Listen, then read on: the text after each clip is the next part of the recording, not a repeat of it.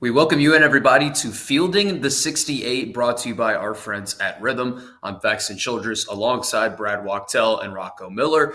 We got a lot to talk about today after another eventful and chaotic weekend of college hoops that saw the number one and number two teams in the country go down. So let's get right into things here and talk a little bit about this past weekend. Brad, we can start with you. In a weekend full of winning for some underdogs, who was the biggest winner of this past weekend? It's tough to figure out who the number one winner was, but I'm going to go with St. John's. Based on the fact that St. John's was missing one key ingredient from their resume heading into the week. They didn't have enough quality wins. Their quad one wins were much worse than many other teams in their seed vicinity. So they needed to pick up quality wins. They end up beating Marquette, and then they end up going on the road and beat UConn. Two massive victories that really moved the needle for St. John's resume. Many people are saying, why is St. John's only a projected 6 seed? Well, that's because they didn't have the quality wins that many other teams had. Now they do. St. John's ended up rising from a number 6 seed all the way up to a number 4 seed, which means they get preference in terms of where their location is going to be for the NCAA tournament if they are fortunate enough to get a top 4 protected seed. So I'm going to say they are the big winner. However, there were other big winners that I'm sure Rocco will touch base on right now. Yeah, Rocco, throwing things to you now. Obviously, a crazy weekend of hoops. Who do you see as some of the biggest winners? Yeah, I mean, it's we're getting to that point in the year where it's important to remind the audience that about 22 to 24 results out of the team's 31 are now in the books, and there's nothing you can go back to change that. There's only a handful of more opportunities, a few more weeks. Obviously, I think, at the top, Florida completely drastically changed the direction of where they could possibly get to, getting the best road win in the country, in the jungle, at number one, Auburn. Auburn was so clearly number one that they're still number one today, despite losing at home by 9 to these Gators. But for the Gators, similar to St. John's in some ways, just in the fact that they had been dominant in all of their performances and, from a big picture standpoint, but they didn't have really that big road win against anybody at this point. And then they jump all the way up and beat the best team on the board on the road. So we firmly have a 5-horse race right now, Faxon, for the 4 number one seeds. And Florida, for me, we'll talk about this in a little bit, was extremely close to getting there after that win. Still a little bit of empty calories in the meat of the resume compared to the other options, but I mean, they're right there for consideration. As we enter a week as well, where the committee's actually going to meet this week, and on Saturday morning they'll do what's called the bracket reveal. We'll get an idea of where the committee's at with all these teams, with their top 16, and ultimately Brad and I are two of the bracketologists that do a pretty good job of figuring out what they're thinking and what they're valuing.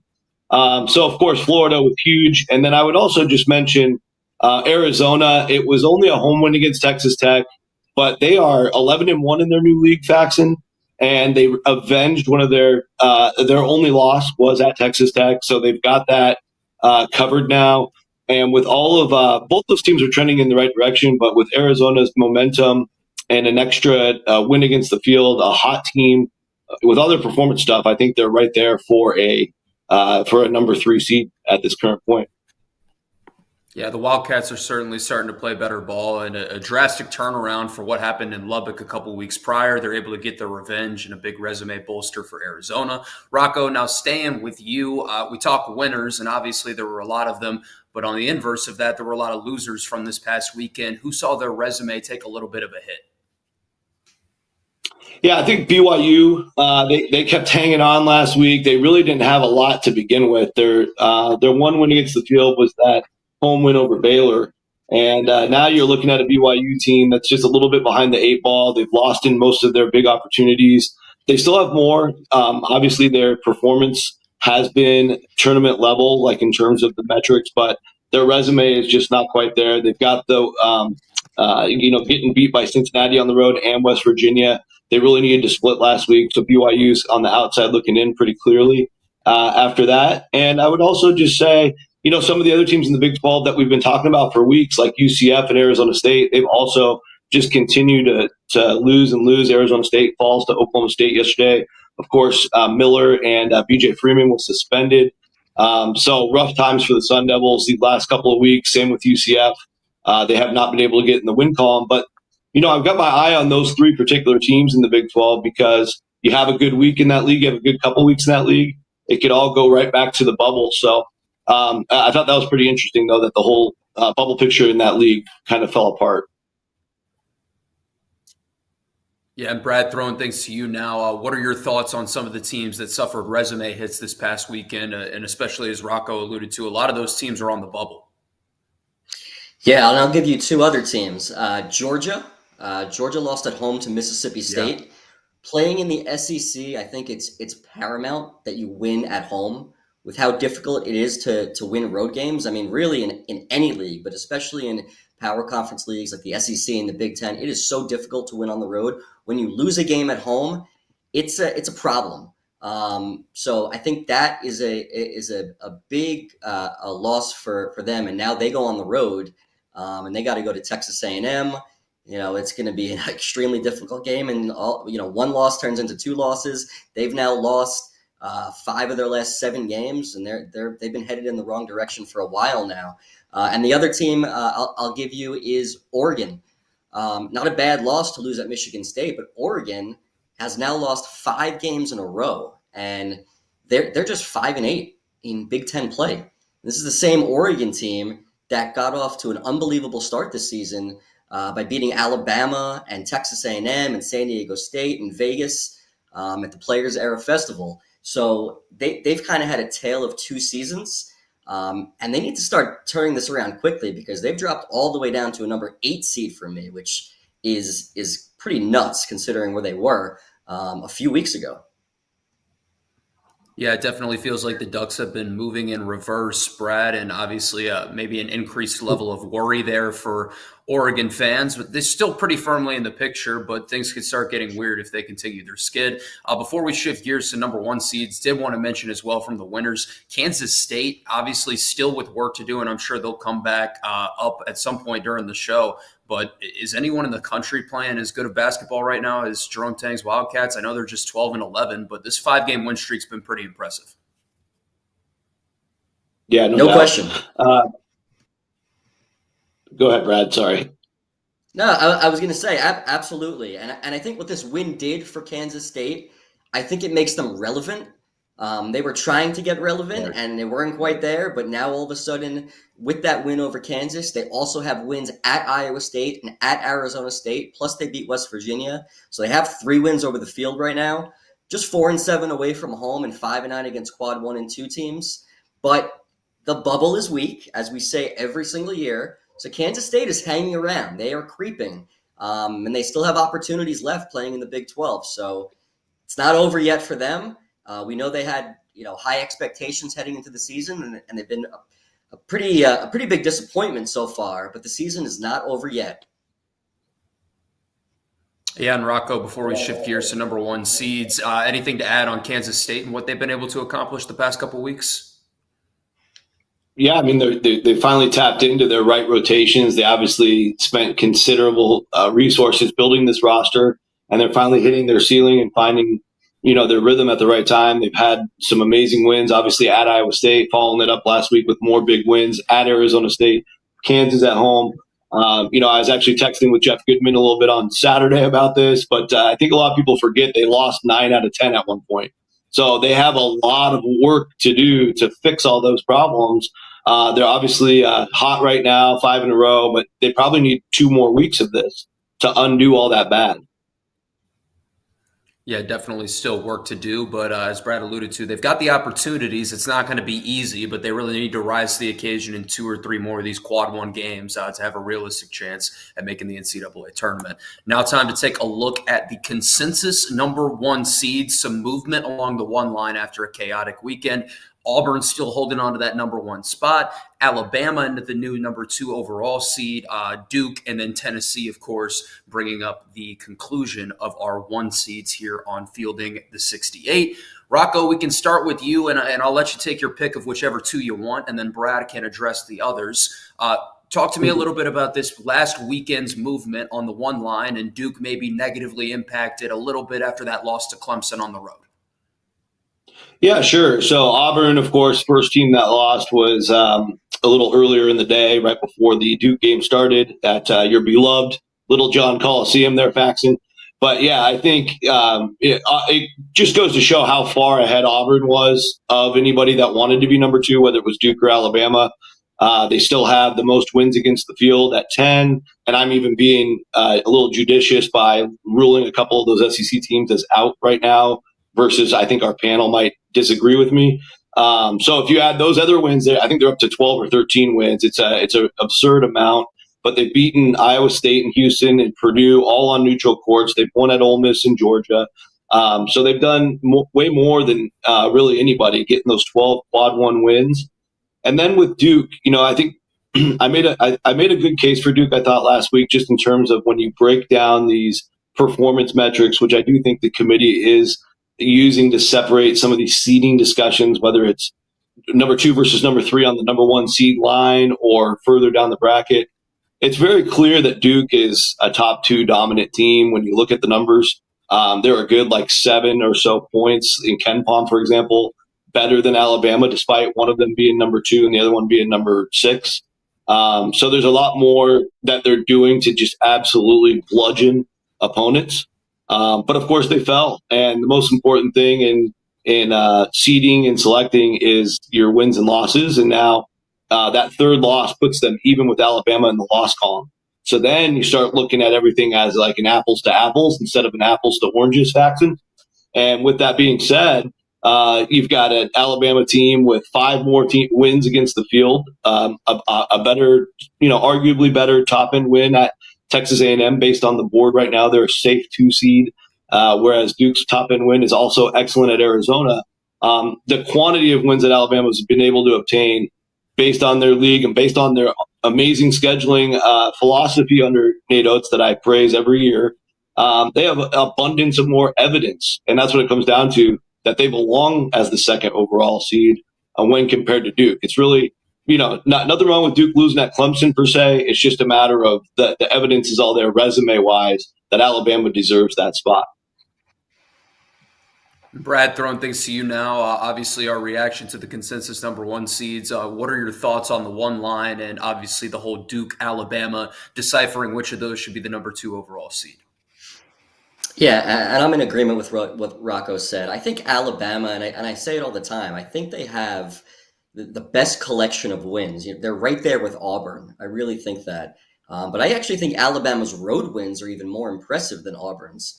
Winning at Kentucky, at Texas A&M, at Mississippi State, just won at Arkansas, who was playing really well. You throw that at North Carolina, who's a bubble team. Throw that into the mix with neutral site wins against Illinois and Houston early in the season.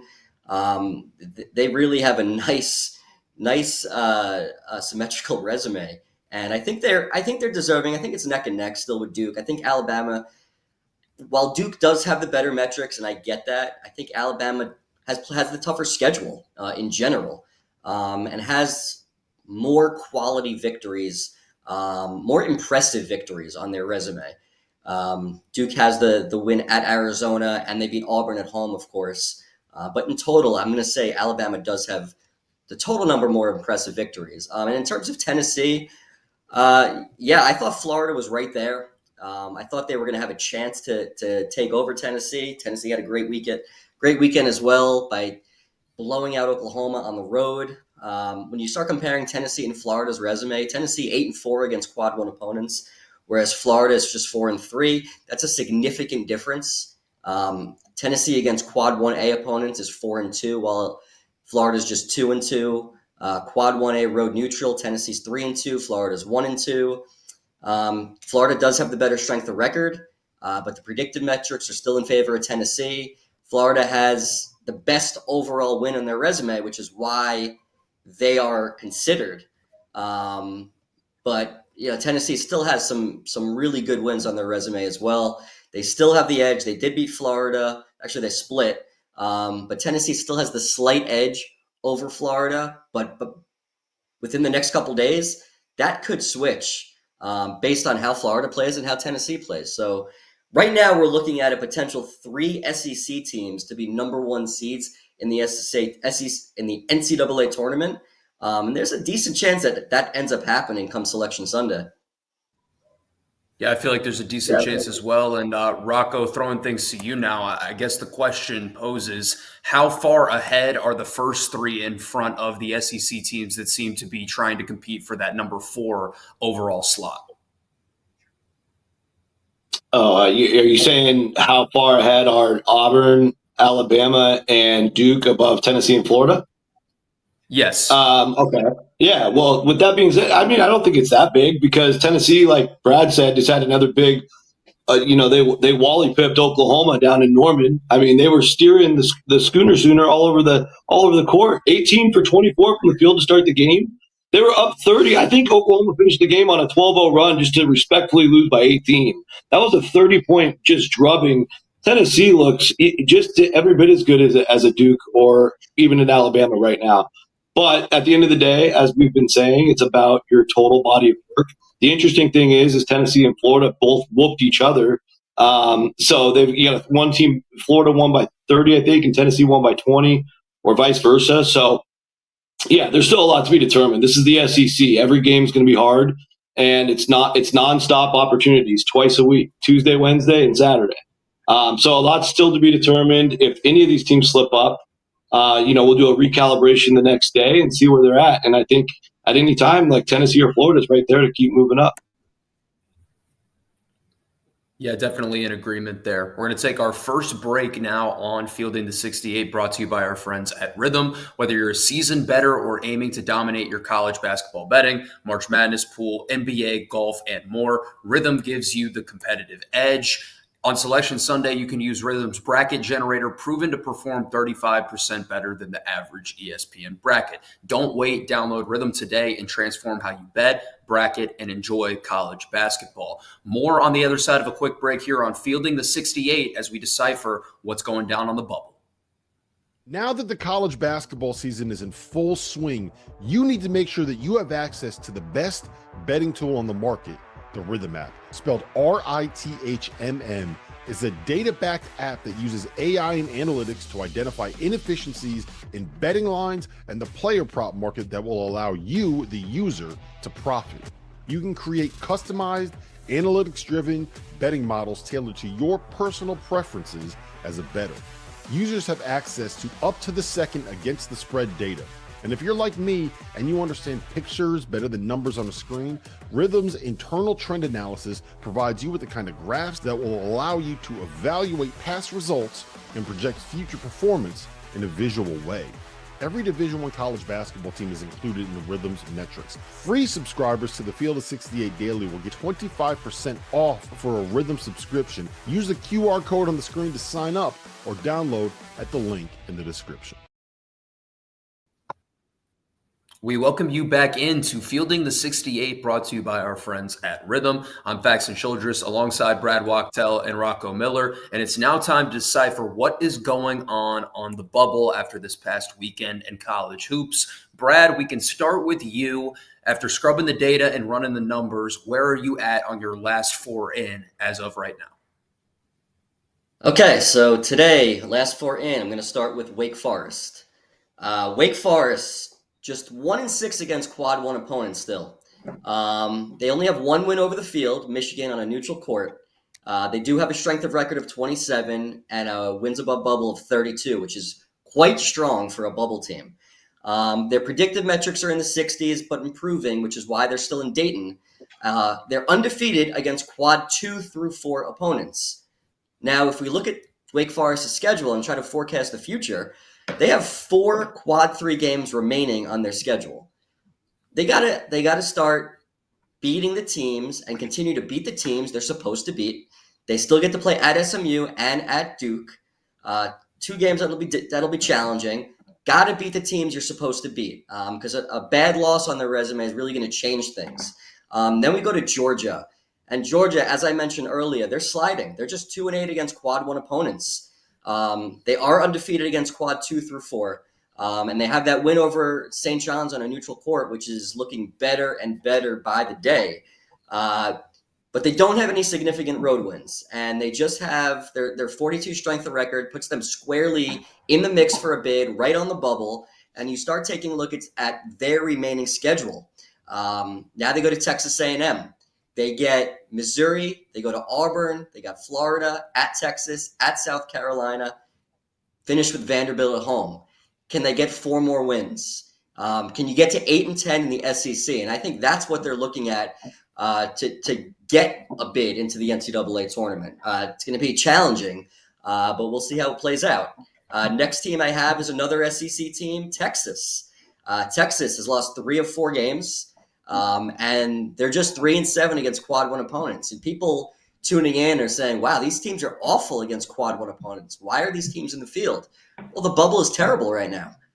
We say it all the time. The bubble is so weak. There are teams on the outside looking in that just aren't doing anything to get into the field. So the SEC teams that are middle to lower the pack in the standings are still hanging around for now. Texas has wins over A&M, Missouri, and at Oklahoma. Still have a strength of record of 45. A poor non-conference strength of schedule is going to keep them, in shaky ground all the way to Selection Sunday, unless they could pick up some more quality wins. They get Alabama and Kentucky at home next. So there you go. Get the job done. Get the job done if you're Texas. And last team in the field right now I have is Arkansas still, even with their loss at Alabama. Losing in Alabama at home is not the end of the world. It's not doing a whole lot. Nobody jumped them, though, for me. So they remain in the field. Still have a top 50 strength of record with wins at Kentucky, at Texas, and beat Michigan on a neutral court. In terms of their remaining schedule, again, I view the number as getting 8 wins. If they can go 8 and 10 in SEC play, really no matter who the wins are against, I think they'll be right there for a bid when it's all said and done. Rocco, throwing things to you now. How are you seeing the last 4 in picture? Well, Faxon, it's a muddy picture, and I came up with an interesting group. I think the thing I feel good about is they combined for 72 wins right now. All 4 of them have 18 wins apiece.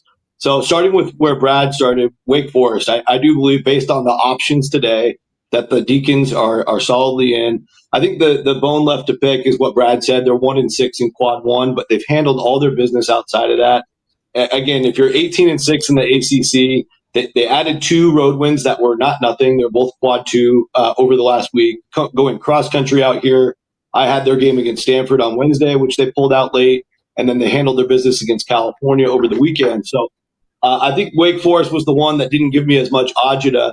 On Friday, I wasn't on the show, but I did have UC San Diego as my last team in. They ended up making me look smart by going to UC Irvine, the game I was down there for as well, and just completely bludgeoning UC Irvine in the second half, winning by 18. And for a team like UC San Diego out of the Big West, they've had 2 chances to get big road wins, and they hit a grand slam in both games. So if we're not rewarding teams for being able to do that at the top of their resume, and they've performed so consistently well, I believe they're 18-4 against D1 now at this point. Their other win at Utah State was beyond impressive. Winning that at altitude, Utah State's only lost twice at home all year, one of them to UC San Diego. Their win at UC Irvine was the first UC Irvine home loss in 2 years. So the things that this team is achieving is special. It's not middle of the pack power conference mush. These are wonderful teams to watch and highly successful, cohesive teams. And I'll move on to VCU, who's also playing pretty well. Now, the last 2 were very difficult, so I'm still kind of torn on both VCU and SMU. Obviously, the good records are helping them with 18 wins apiece. In VCU's case, they kind of grew on me as I thought about them throughout Sunday and into this morning, based on the fact that they've basically had 1 opportunity against the field. It was a game I was at New Mexico. They played hard, lost by 7. Nobody's blown this team out in any of their 5 losses. Their biggest loss is 9 points to St. Louis.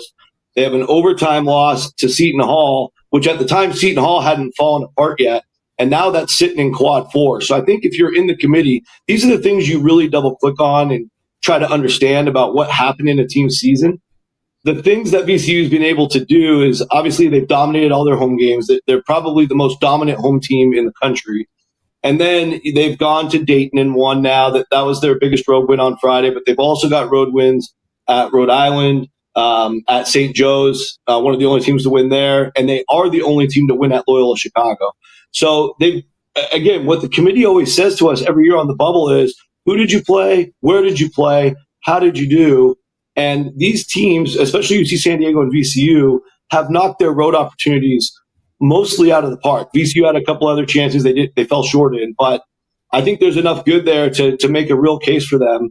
And then with SMU, they're really in no man's land, not sure what to do. They've had, I think it's 5 games against NCAA level competition. They haven't played great. They lost all 5, so it's really hard to put them in without that stamp of approval. But they've been perfect otherwise, absolutely perfect, in 18-0 in those other games. And you just kind of don't know what to do. And they are a team, I think you can hold your nose and stick them in Dayton as the last team. But I'll caveat that by saying some of those power conference teams that Brad had in, I think they're like 1 win away from being able to supersede SMU back on the good side of the bubble. So SMU's in a precarious position because they had an unbalanced weak schedule in the ACC, and they missed out on their early chances. They only get a couple more left. They're really going to need to win those if they want to stay in. And they could also be superseded by a bunch of these power conference teams from the SEC, the Big Ten, and maybe even the Big 12.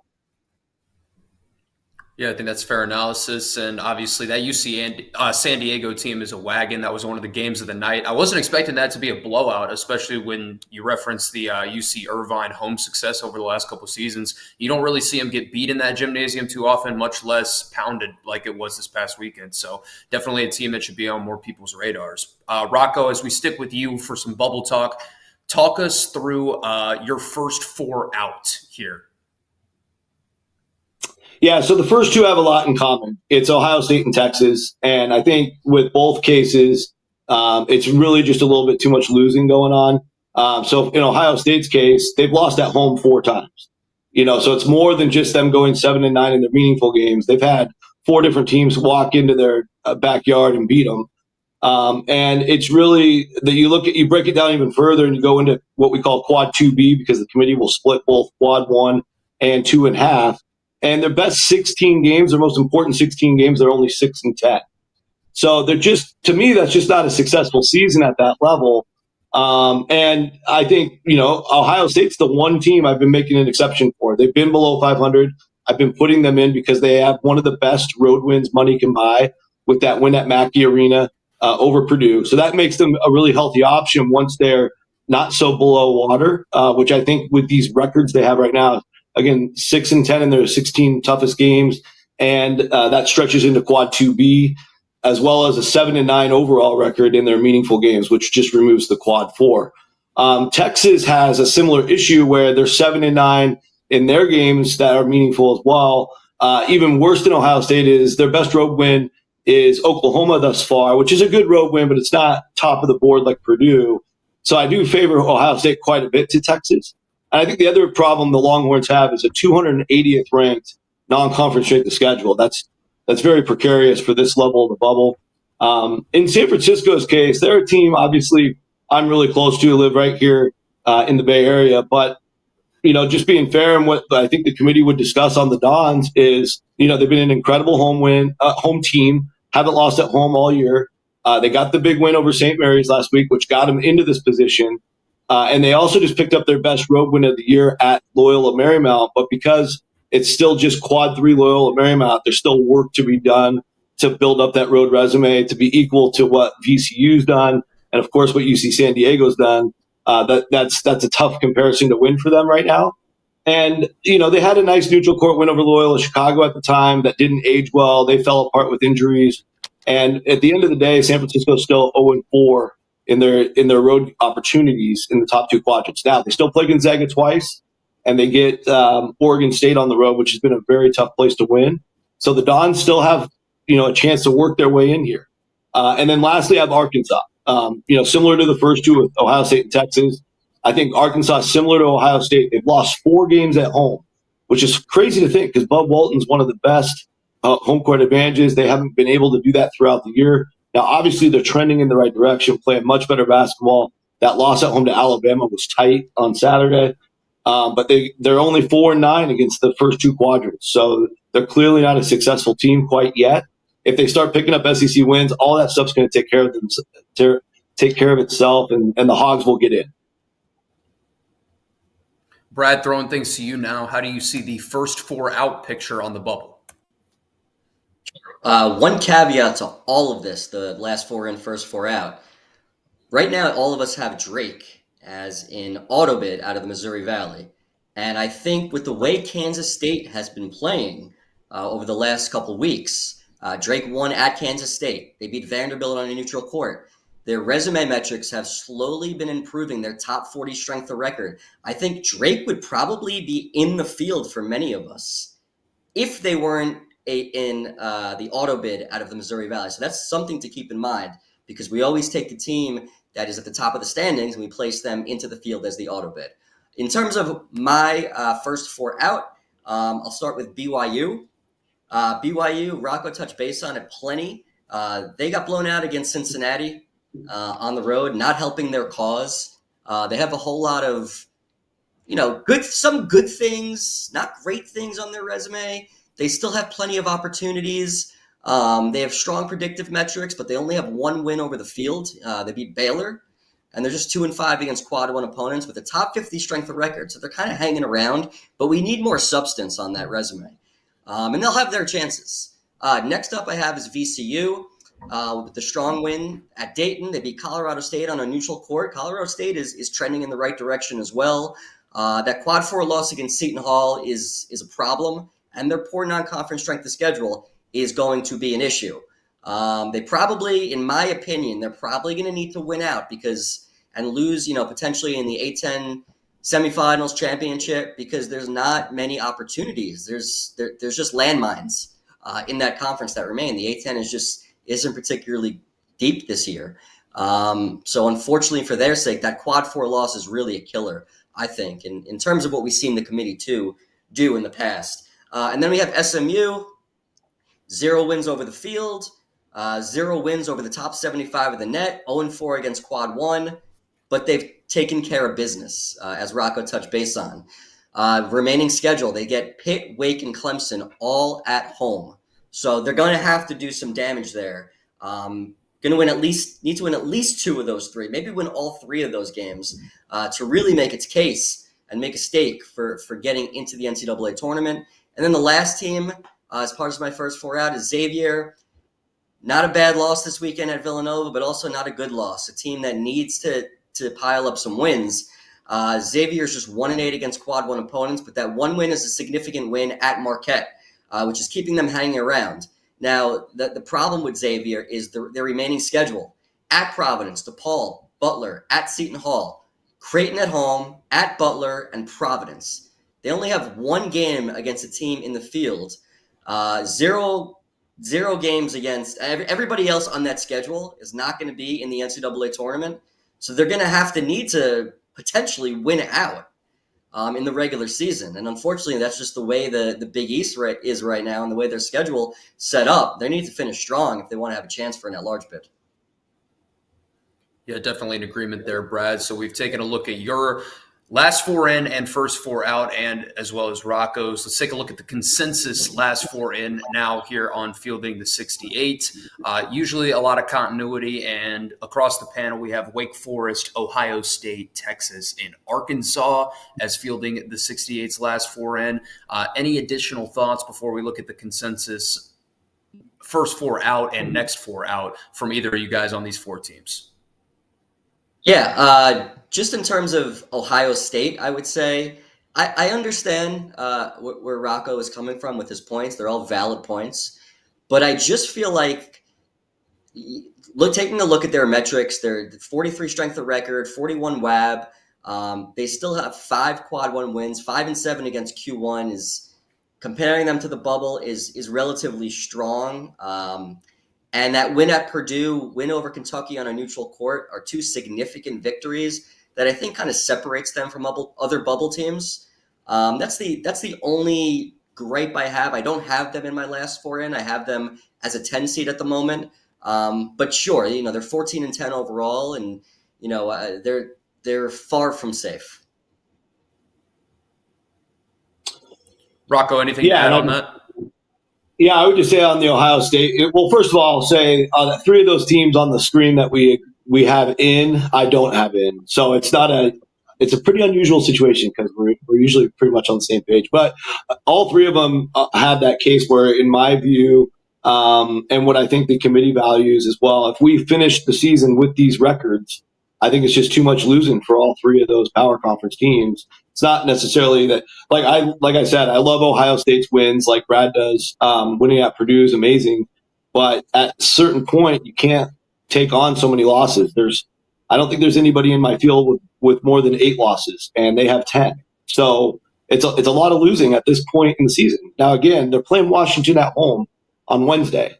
Obviously, if they lose that, they're way out. But if they win that might be good enough to just keep them right around that 500 mark. So from this point forward, for a team with the good wins already, like Ohio State, they just got to finish 4-3. They have 7 games to go. They have 3 straight games at home, but there's no guarantees. They've had a weird year. They've had Michi Johnson disappeared, and they're trying to figure out who they are still. And I've liked their team all year long. I almost picked them to win the Big Ten at the start of the year. So it's certainly not a personal thing. It's just the committee would have a really interesting opinion on them. And we'll see how it plays out.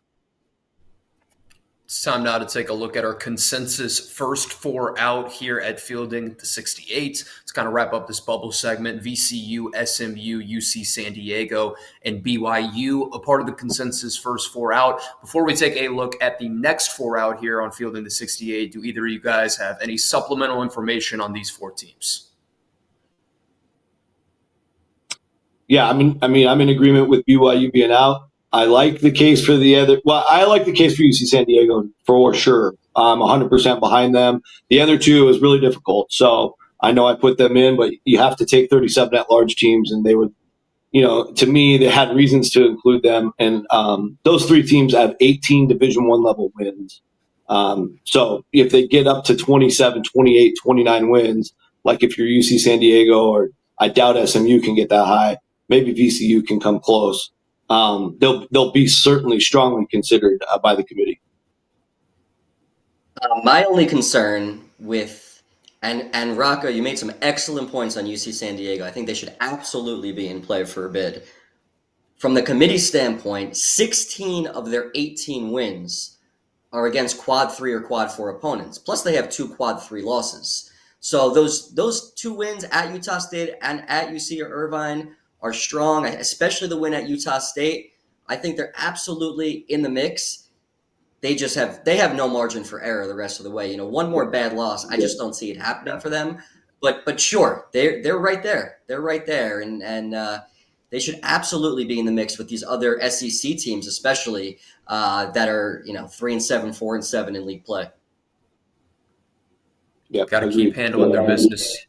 Yep, in agreement there. All right, let's take a look before we take a quick break at the consensus next 4 out. So teams with some work to do. Obviously, we'll talk about it in the final segment as well. A big one tonight in Littlejohn Coliseum for the North Carolina Tar Heels, who really only have 2 more chances to get a quad 1 win at Clemson and then against Duke. You got San Francisco, a team we referenced, Boise State, and Xavier. What are our thoughts on the next 4 out and what they have to do down the stretch to bolster their resume and get further in this conversation? We can start with you, Brad. Yeah, so we already touched base on Xavier. When you're a team from a conference like San Francisco's in, WCC, and Boise State, the Mountain West, you have no margin for error. So you can't afford any bad losses. And you got to take advantage of the remaining opportunities. So, you take a look at a team like Boise State and what Boise State has remaining on their schedule. And Boise State still gets to play at San Diego State. They still get New Mexico. They still get Utah State. And they get Colorado State. So those opportunities are there. That's a team that can, for sure, make a leap into the field if they could win a couple of those games. And this next week and a half to 2 weeks is going to be immense for them at San Diego State and New Mexico.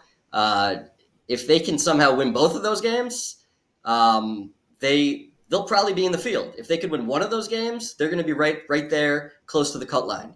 And then in terms of that last team, UNC, UNC has another opportunity tonight at Clemson. They take advantage and win at Clemson. They start getting right towards the cut line and in play for a bid. So it's all about the opportunities, and if you have opportunities, you have room to move up. Rocco, anything to add on that before we take a quick break? Yeah, I mean, at this point, where the bubble's so bleak for different reasons, you're looking for teams that just either have the opportunities or, they've actually been winning lately. So Boise State kind of checks both boxes. They have a 4-game winning streak right now, so they're creeping back into the picture.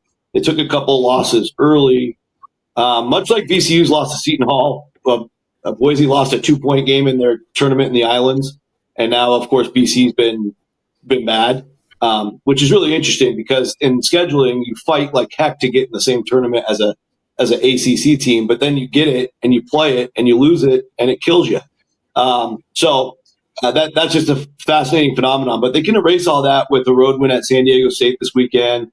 Like Brad said, they have New Mexico and Utah State coming up as well. In San Francisco's case, I touched on them. They have 2 more Gonzaga games. First one coming up this Thursday. So that's an opportunity where if they go to the kennel and win Thursday night, they're almost certainly going to be in the field for me on Friday. So that's a near-term opportunity. And speaking of near-term opportunities, Faxon, North Carolina's at Clemson tonight. So Clemson might have been partying a little hard after that Duke win. Could be a great opportunity for the Heels to start to fix their resume. And I think one of the interesting things about the Heels, now I think they have a really gross quad 1 record. It's like 1-8. I think they're 1-9 in their top 10 games. So they got work to do even if they win tonight. But they did play the 3rd hardest schedule in America. So if they come anywhere near the bubble when they land the plane, I think they'll get a lot of benefits of the doubt from the committee. But I think one of the things that would be critical is to get a good road win, and they can do all that tonight. So if they have a road Clemson win later on in the process and they land the plane with a top 5 schedule and they're somewhere near the bubble, they might find a spot for the Heels still. Yeah, definitely a big one tonight, and one of the last chances North Carolina has to pick up that vaunted quad 1 win with the 1-9 record against those opponents thus far. We're going to take a quick break. These are brought to you by our friends at Rhythm. You can identify mid-majors and underdogs that can upset the field and shake up your bracket. You combine Rhythm's analytics with Field of 68's expert insights for the ultimate college hoops experience. Don't wait. Download Rhythm today and transform how you bet, bracket, and enjoy college basketball. The final segment of this installment of Fielding the 68 coming up right after a short break. If you haven't heard by now, we have partnered with BetMGM for the season. We'll be using BetMGM lines to make all of our picks, and we'll have special offers for the listeners and the viewers. Download the BetMGM app and sign up using the bonus code FIELD. Deposit at least $10 and place your first wager on any game, and you'll receive up to $1,500 in bonus bets. Go download the BetMGM app and use the code FIELD today.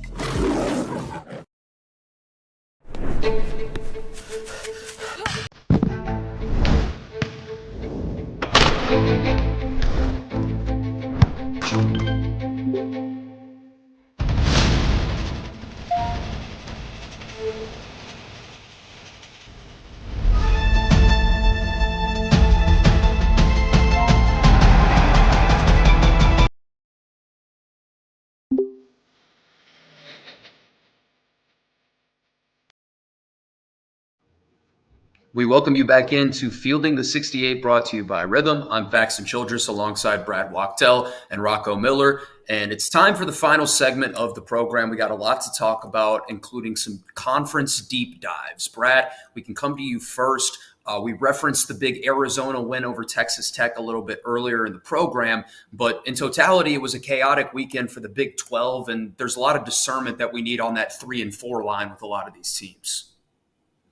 Yeah, for sure. Arizona, as you mentioned, got a very nice win over a hot Texas Tech team to move to 11-1 in conference play. Top 10 net for Arizona, top 15 strength of record. Their predictive metrics, BPI 5, KenPom 10, Torvik ranks 7, all strong across the board. 7-6 quad 1, 9-6 quad 1 and 2. Take a look at their key wins. They won at West Virginia, at Arizona State, beat Texas Tech, beat Baylor, beat Iowa State. So they have some real quality wins. And for me, and I know Rocco mentioned it too, Arizona is all the way up to a 3 seed at the moment, and really deservingly so. You take a look at Texas Tech as well. I have them on the 3 line too, even with the loss to Arizona. Kansas is an interesting one. How good is Kansas? It's hard to say. It's hard to say because they really have been playing suspect. Much of, after non-conference play, they've had some games where they've won, including the game against UCF at home, game against Houston at home. Michigan State, they beat Michigan State on a neutral court, beat Duke on a neutral court. Quality wins and huge wins in non-conference play. But, they kind of, I don't want to say they've fallen off. They're still a 4 seed at the moment. But it's a 18 strength of record. They're good. How far can they move up? I think they can move up to a 3, potentially even a 2 if they finish strong. But they're still right there on that cut line between a 3 and a 4. And then in terms of Iowa State, I think they're a 3 seed right now. 6-4 against quad 1. They obviously weren't at full strength for a number of weeks, but they still have a really strong resume with a strong road win at Texas Tech and including wins over Marquette and Kansas. So I think they're just kind of going back and forth based on who wins and who loses. They're all right in that mix right there. I think Iowa State and Kansas probably have the higher ceiling based on the strength of their wins. But that's going to be based on how they play the rest of the way. All 4 teams are quality teams that have opportunities to really move the needle. And Rocco, obviously there's some teams on the rise, some teams on the decline. How are you kind of seeing this Big 12 picture shaking out? Yeah, sure. Well, just to piggyback on what Brad was saying about these teams in the 3-4 seed range right now, it's an interesting area because outside of, from a national standpoint, outside of Kentucky, a lot of these teams are still missing a big cluster of either wins away from home or wins against the field or both. Kansas probably brings most to the table because they have a couple big-time neutral court wins, but they've taken on 7 losses. So one of the things that I think is benefiting at least the big 3 of Arizona, Iowa State, and you could throw Houston in there too, but I'll also add Texas Tech. Those 4, they're all very high-quality metrics teams. And I think if they're being compared to teams like Michigan State and Wisconsin, for example, who I was comparing them to earlier, I think it's pretty easy to give them the nod right now because Michigan State and Wisconsin are similar in the fact that they don't have big, shiny road wins yet either. So there's nothing significant resume-wise. So they're all kind of even from that standpoint. So how are you going to break those ties? Well, these performances you see from the Houstons, the Iowa States, the Texas Techs, and the Arizonas, they're all suggesting that they should be seated higher, and that's helping them. Getting like I think 3 teams on the 3 line and Houston on the 2 line. So from that standpoint, I think that's been interesting. But around the bubble, it's quite opposite. Like we said, they had a really disappointing bubble week with BYU, UCF, Arizona State all crumbling in the same week. But with league play and with how big this league is and a variety of different matchups, we'll see. I think the team that's stuck in the middle is Baylor. They're still around an 8 seed today. We'll see what Baylor's got tonight. They just got healthy. I think the game on Saturday, they looked really good. They handled UCF. That was their first full strength game in a very long time. So if Baylor stays healthy down the stretch, they're a team I'm looking at. Again, we want to see how they play tonight against Houston, but they're a team I'm looking at that could definitely make a move because they have a really strong schedule to finish league play. And I'm curious to see just how good they are with all their horses. Yeah, definitely in agreement to see what a full strength group looks like this year for Scott Drew. And obviously they've got the ability to round into form at any time and go on a tear. We know how they can light it up offensively when they've got all the weapons in their arsenal. Rocco, we'll stick with you on this as we shift gears with some of these conference deep dives. I want to ask you the big question and kind of the elephant in the room regarding the SEC, and then we'll come to you, Brad. How realistic is 13 plus bids as of right now for the SEC? You seem a little bit more hesitant to be given the nod to a ton of these SEC teams, and you're referencing the 8 plus losses as the reason for the case for some of these teams.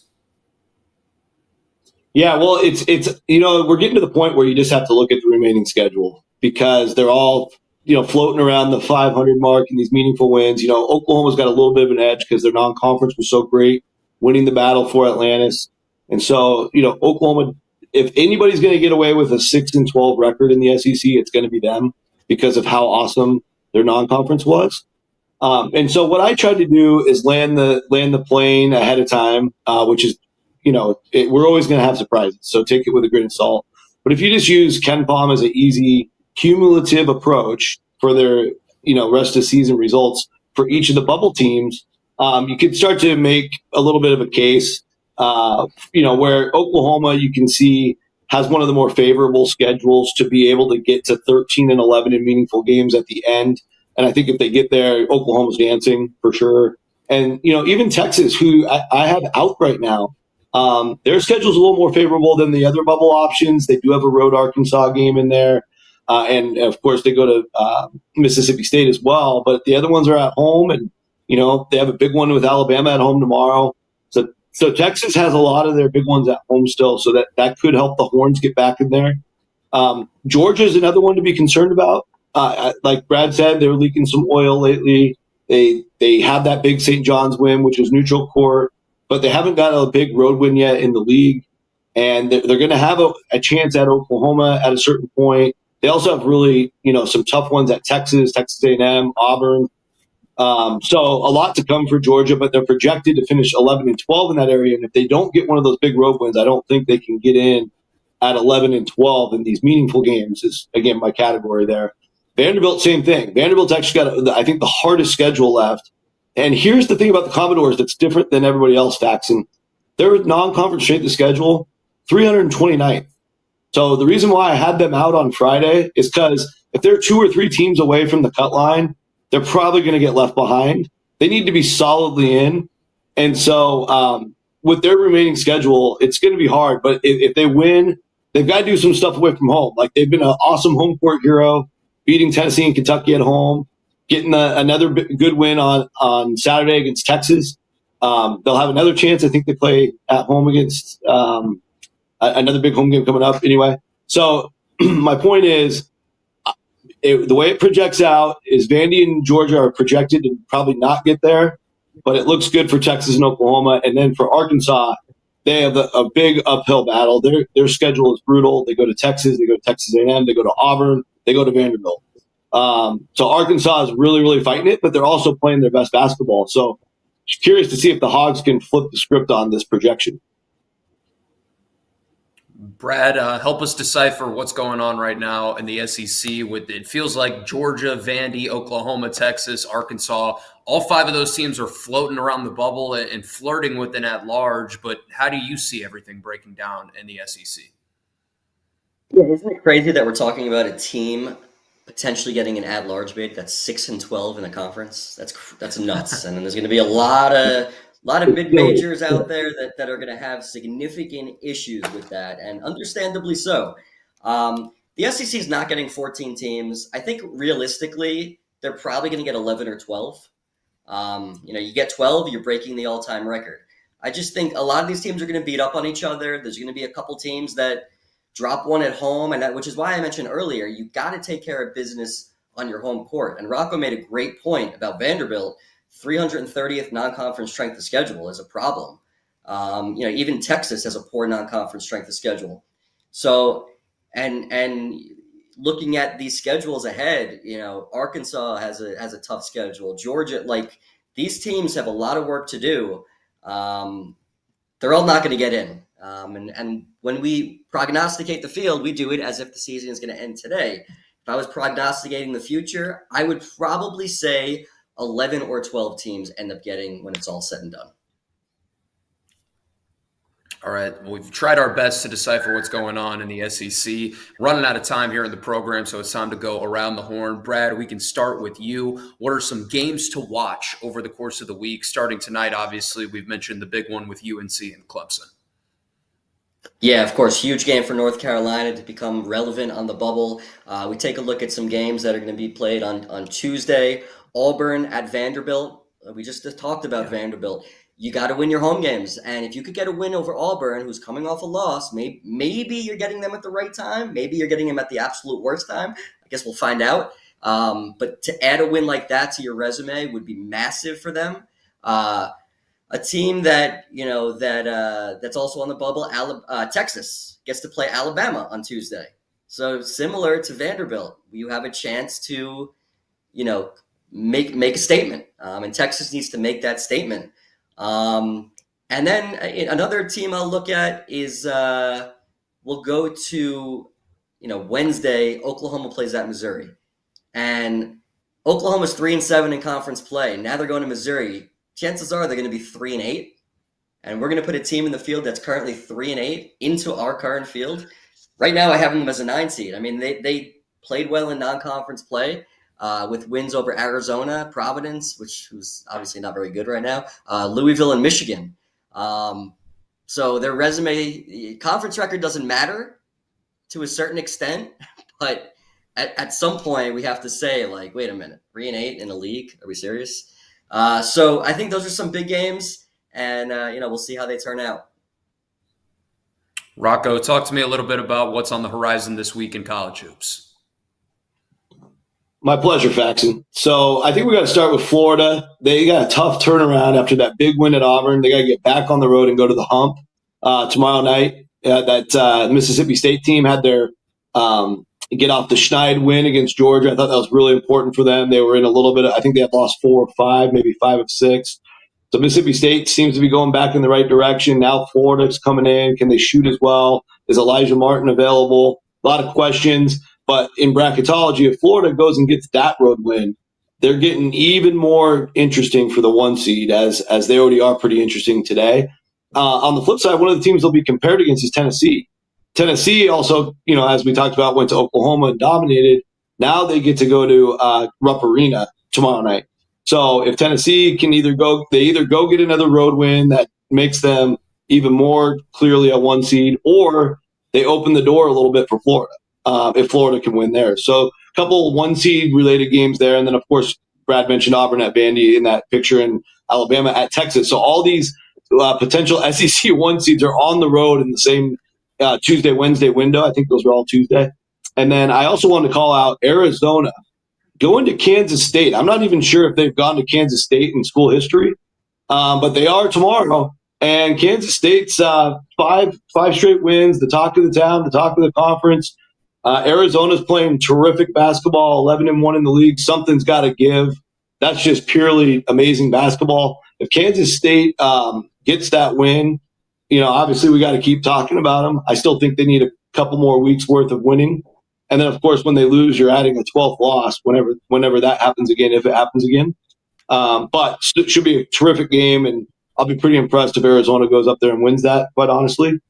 And last one I'll call out is UCLA going to Illinois. Now, UCLA's really fixed their problems lately. They've won 5 or 6 in a row.